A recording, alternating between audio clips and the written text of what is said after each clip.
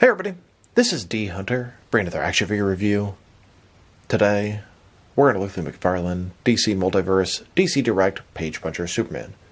This is a Chris Reeve Superman figure based off the Superman 78 comic series. He's got some sort of comic shading going on with him. I printed this guy from the McFarlane toy store, so let's take a look at the packaging. It's done in the clear clamshell container. DC McFarlane Toys, ages 12 plus, includes an English comic book. DC Direct, Superman. Here he is in the package. We have a total of 10 interchangeable hands, collector's card, and display stand. Both sides of the package are pretty blank. At the back, we have a copy of Superman 78, number 1 of 6, Chris Reeve Superman, Lois Lane, Lex Luthor, and Brainiac. At the bottom, there's his barcode, if that helps anybody. So without further ado, let's open them up. And I did order the entire bundle from the McFarlane toy store. Between the bundle discount, the coupon code, my platinum membership discount, I got all these guys for less than retail even after shipping and taxes. Now there is a platinum chase variant of both Shazam and Red Hood. I'm on the hunt for both those guys. If anybody has a lead on where I can get one for a reasonable price, or can possibly help me out, please drop me a line in the comments below. It is much appreciated. Alright. Now that this figure out of the package, here he is with all the accessories laid out. We have a display stand, a collector's card, a reprint of Superman 78 number 1. Then he has 8 alternate hands, totaling 10 interchangeable hands. Before we take a look at all that, let's talk about and check out the figure. So this is the Christopher Reeve Superman, but not based off the live action movies, based off the comic spin-off of the 78 franchise, the Donnerverse. He's got sort of cell shading all over him, comic shading, and although I'm not a fan, it's still kind of cool to have this figure. Some of the cell shading is just kind of bizarre on him. Now the weirdest thing about this figure is it's not a straight up repaint of the movie Christopher Reeve Superman. It's like a hybrid of the Crisis on Infinite Earth Superman and the movie Superman, and I'll try my best to figure out which parts are from which figure. So let's take a closer look. Now, starting with his face. I see Chris Reeve, but it looks kind of weird. I don't know, the darkness around the eyes, the lines on the neck, little line at the bottom of the chin, almost looks like he has like a little beard. It's just throws it all off. He's got the spit curl on top. The hair looks good. It just looks kind of weird. I don't know, the darkness around the eyes, around the neck, chin. Weird. Then we have his neck here. Now the neck looks awful. It's on top of here. That cape sort of goes underneath it. It just looks like just a big piece of putty just sort of slapped on there. It does not look good. So the neck looks bad with the shading, and then it looks bad with the sculpting. Very impressed so far.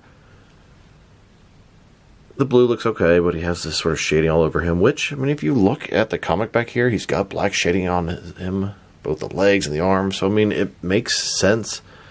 But I don't think it translates that well into action figure form. I do like the color blue. I love the Superman symbol. It looks great. The shorts have the same kind of shading on it. It is double jointed elbows. Now I can see it's different from the regular Superman because he had a little thing at the end of the sleeves here. And once again, they painted the peg blue, and they should make that flesh color as his wrists. The arms are double jointed.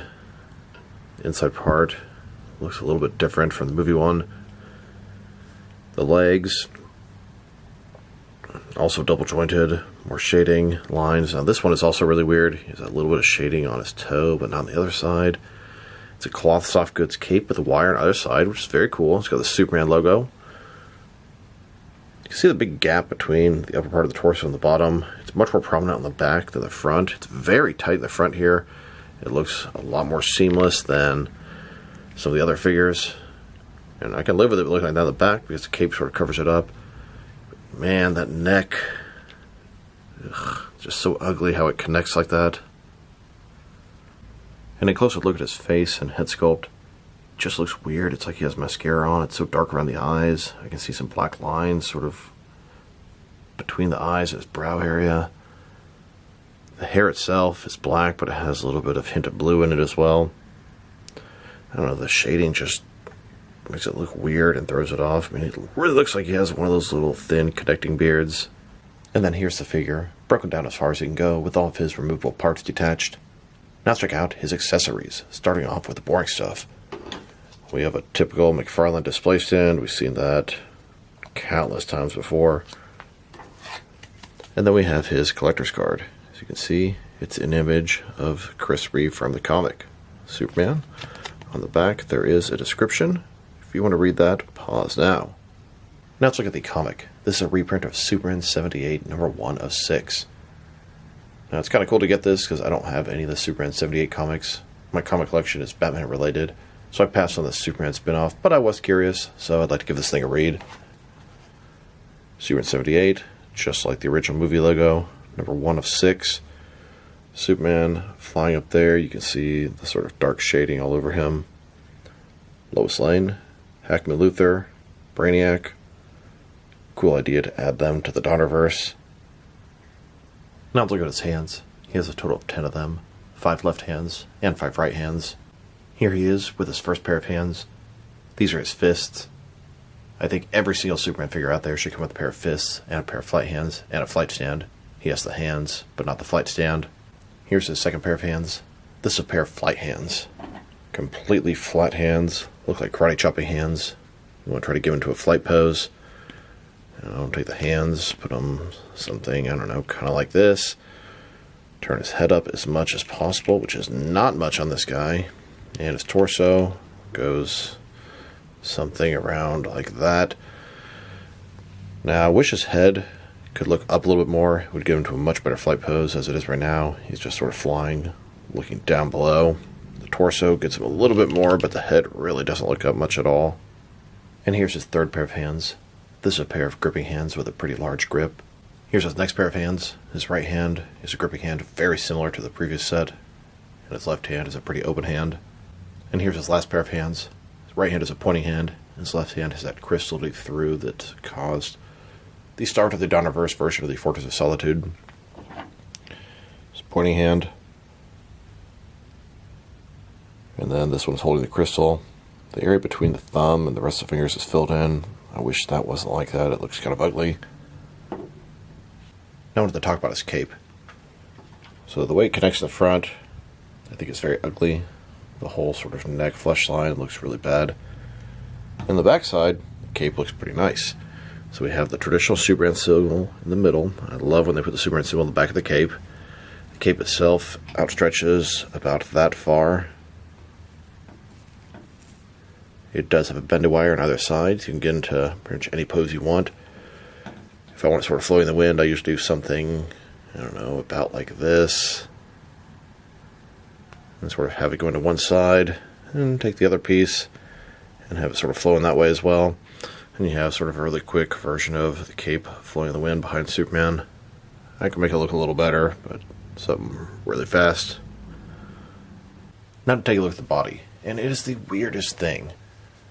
You'd think they would just take the movie Christopher Reeve, repaint him with a little bit of shading, and bam, call it the comic version. But no, they made sort of a hybrid of the Crisis on Infinite Earth Superman and the movie version, and created the unique Page Puncher one.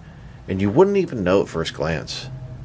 So let's take a closer look, and I'll try to explain to the best of my ability what I believe is going on. So, the heads, I do believe they are... It's so hard to tell. I think they're the same, but the paint job just makes it look very different. Now, as far as the bodies go, the top part of the torso, I believe, is from the Crisis on Infinite Earth Superman, and that's where the neck thing is going on. You can see his neck is very different. I believe the stomach is from Christopher Reeve. Now, they did a much better job of looking at it more flush with the torso. It's like the gap is on the back on him, and on him it's more so on the front.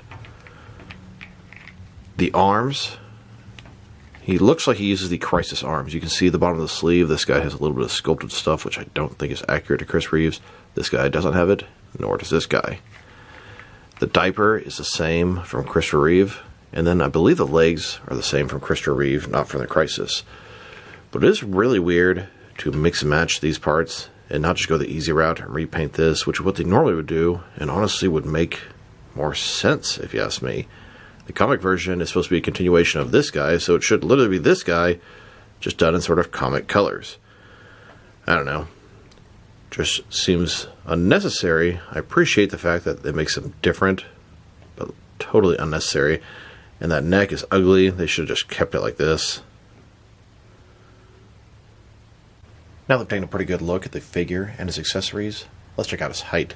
From bottom to the top of his head, standing about 7.4 inches tall, which can translate to just under 19 centimeters.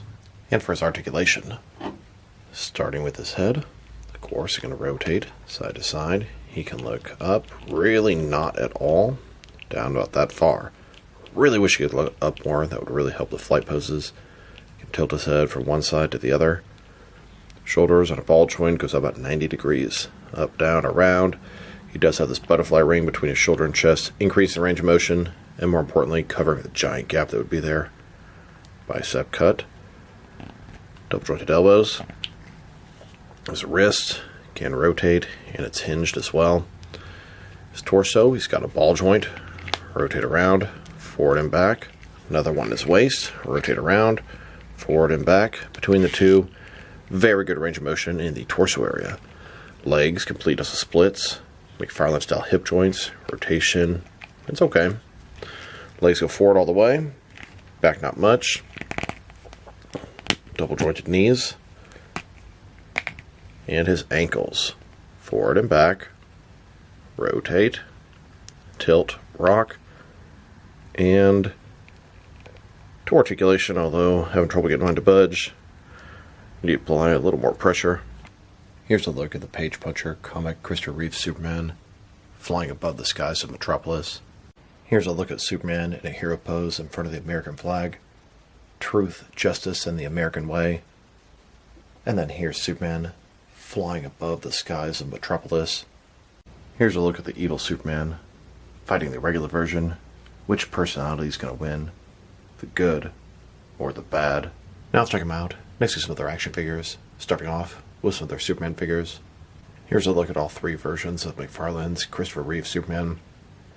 We have the movie version, the comic version, and the Superman 3 Evil version. I'm sure there are other versions they can come up with from the films and animated, different forms of media, etc., etc. I bet this is not the last Christopher Reeve Superman that McFarlane makes. And here he is, next to the Crisis on Infinite Earth Superman, which he shares some parts. Here he is, next to McFarlane's Action Comics 1000 Superman. This is the first Superman figure they released, and is arguably still the best one. And here he is, next to the Hush Superman, which is my second favorite McFarlane Superman figure. And then here, next to the Page Puncher Superman. Here he is, next to the Injustice 2 Superman. Next, with the big, bulky, armored Page Puncher Superman. Here he is, next to the most recent Superman figures that McFarlane has released. And here's a shot of every single McFarlane DC Multiverse Superman figure that McFarlane has made. At least except for some of the most recent ones. Here's Superman, next to McFarlane's comic Supergirl. Although she's from the regular comics, it's a decent fill-in for the Donnerverse Supergirl. And here, next to the Michael Keaton 1989 Batman, which has his own comic series. I imagine McFarlane will give us a comic version of him at one point, and I imagine we're going to cross over between these two in the comics. Now let's check him out. Next to some other recently released McFarlane DC Multiverse figures. Here he is, next to the rest of his wave. This is the newest wave of Page Punchers. We have a comic Shazam, a comic Christopher Reeve Superman, and a comic animated Red Hood. Now it's a very bizarre wave. Red Hood is a completely different scale, and the rest of them is not part of the Multiverse line. There are Platinum Chase variants of both Shazam and Red Hood. I'm on the hunt for both. If anyone can help me out, drop me a line in the comments below. I believe they're popping up at Walmart, Target, and GameStops around the country right now. Here's Superman, next to the previous wave of Page Punchers. This consisted of both the regular and Platinum Chase variants of Deathstroke and the Damian Wayne Robin. And here he is, next to the King Kong vs. Batman 3-pack. Then, next to the most recent Batman wave, both the Platinum and regular versions of the Noel Batman and the Silver Age Batman, the Platinum Batman vs. Spawn Batman, and all three versions of the Neo-Gothic Batman Beyond Batman. I think that Silver Age Batman looks great next to this Page Puncher Superman. And now, with a couple of recent McFarlane Toy Store exclusives, Brayfogle Batman and the black and white accent Blue Beetle. Here's Superman, next to the Justice League Task Force wave, Collector Build Darkseid. There are Platinum Chase variants of each of these four figures. I believe I have all of them on the way. Can't wait to build that Platinum Darkseid. I'm still hunting for one more Platinum Justice League Task Force Batman for my unopened collection. And here he is, next to the Amazon exclusive Batman that came with the Batglider, and the GameStop exclusive Frostbite Nightwing. Then, next to the Amazon exclusive Quarter Valves 3-pack. And now, with a couple of recent Mega figures, Planet Ron Red Swamp Thing, and Zack Snyder's Justice League Armored Darkseid. This is the one that came with a throne. And finally, next to the 8th wave of McFarlane Collector's Edition figures. Both the regular and Platinum Chase variants of Lightning Lad, Simon Baugh's Green Lantern, Geoforce, Christopher Reeve Superman, Grid, and then the regular version of Mr. Terrific. I'm still in the hunt for the Platinum Mr. Terrific, the last one I need to finally complete this wave. Now let's check him out, next to some action figures from different various companies, so we can see how he fits in both scale and style-wise, in case you want to know which lines you can mix him with. Since he's a McFarlane toy, they're typically the 7-inch scale. I'm going to start off my comparisons with some of the large action figure lines I collect, and work way smaller, and I'm going to include as many Superman figures as I can during these comparisons. Since we already checked him out next to a bunch of other McFarlane Superman figures, here he is next to some more McFarlane toys. In front of you are 5 different action figure lines, all from McFarlane toys, all 7-inch scale. And now, with some Jack specific wrestling figures, and some Diamond Select toys, here's Superman next to a Sweet Potato. And here he is, with some DC Direct and NECA Superman figures. Then, with both some Mattel and Jazzwares wrestling figures. And now, with some Mezco and Mattel Superman figures. Next, with some Mafex and Hasbro Marvel Legends. And finally, with some SH Figure Arts and Jazzwares Fortnite figures. So overall, this is a pretty cool Christopher Reeve Superman figure. But there are things about him that I don't like. I'm not a big fan of the self-shading or comic shading. Now, it makes sense because he's from the comics, and he sort of looks like he jumped right off the pages of the comics. But McFarlane makes a ton of figures from the comics, and most of them just have normal paint jobs, and that's what I would prefer. Now, we do have the normal paint job in the movie Christopher Reeve Superman, so it's not like we don't have both options. But if I had to pick one Christopher Reeve Superman, it'd be the movie version. If I had to pick 2, it'd be the movie version and the evil version. And if I had to pick 3, it would include the Page Puncher version. And the comic shading on his face is really weird. The outline of his chin, the mascara in his eyes, I don't know, it just looks off. Also, his neck, that is just hideous, the way it lays onto his torso. And they also have the wrists done in blue, whereas I think they should be done in flesh-colored. It's a weird hybrid of the two figures. I'm okay with that. The cape's pretty cool. The figure itself, the colors, the tones they use, it's nice. I like it. And it's cool for a variant if you want this sort of shading and lines all over him. But if this is the only Christopher Reeve you're going to get, it's kind of disappointing. If you have to pick just one, get that movie one. Everything being said, it's a very nice figure, but the flaws are going to make me give him a 6.5 out of 10. So this is D Hunter. Thank you for watching this video. If you liked the video, press like below. If you have anything you want to save the video, add to the comment section. If you want to see additional action figure reviews from me, press subscribe. I do appreciate we do that. Once again, this is D Hunter. Thank you for watching this video, and I will talk to you guys real soon.